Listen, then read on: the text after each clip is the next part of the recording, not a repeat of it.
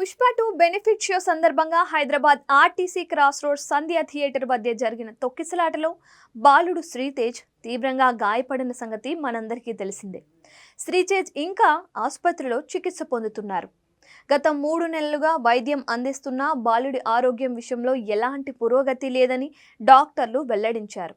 కళ్ళు మాత్రమే తెరుస్తున్నాడని, ఎవరిని గుర్తుపట్టట్లేదని తాజా హెల్త్ అప్డేట్లో తెలిపారు. అల్లు అర్జున్ హీరోగా నటించిన పుష్ప 2 మూవీ ప్రీమియర్ షో సందర్భంగా హైదరాబాద్ ఆర్టీసీ క్రాస్ రోడ్స్లోని సంధ్య థియేటర్ వద్ద తొక్కిసలాట జరిగిన విషయం అందరికీ తెలిసిందే.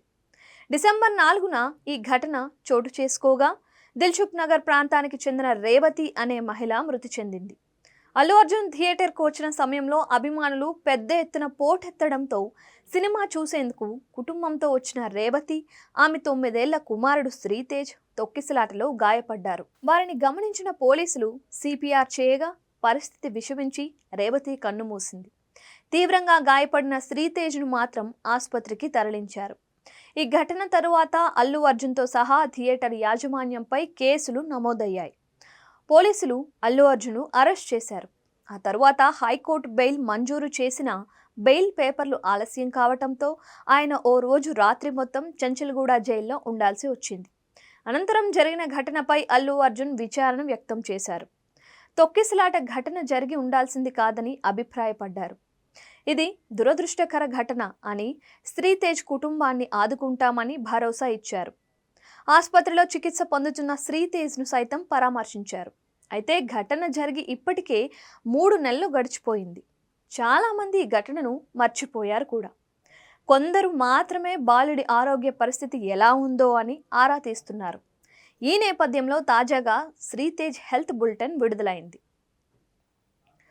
తొక్కిసలాటలో తీవ్రంగా గాయపడిన శ్రీతేజ్ ఇంకా హాస్పిటల్లోనే ఉన్నాడు.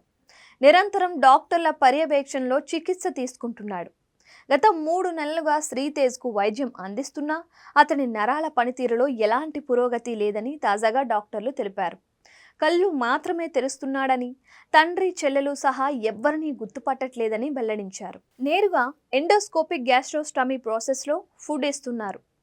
బాలుడి శరీర కదలిక కోసం ఫిజియోథెరపీ చేస్తున్నామని వెల్లడించారు.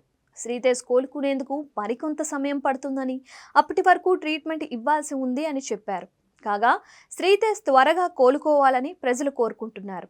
ఆరోగ్యంగా ఇంటికి చేరుకొని ఎప్పటిలాగే తోటి పిల్లలతో ఆడుకోవాలని, స్కూలుకు వెళ్లాలని ఆకాంక్షిస్తున్నారు.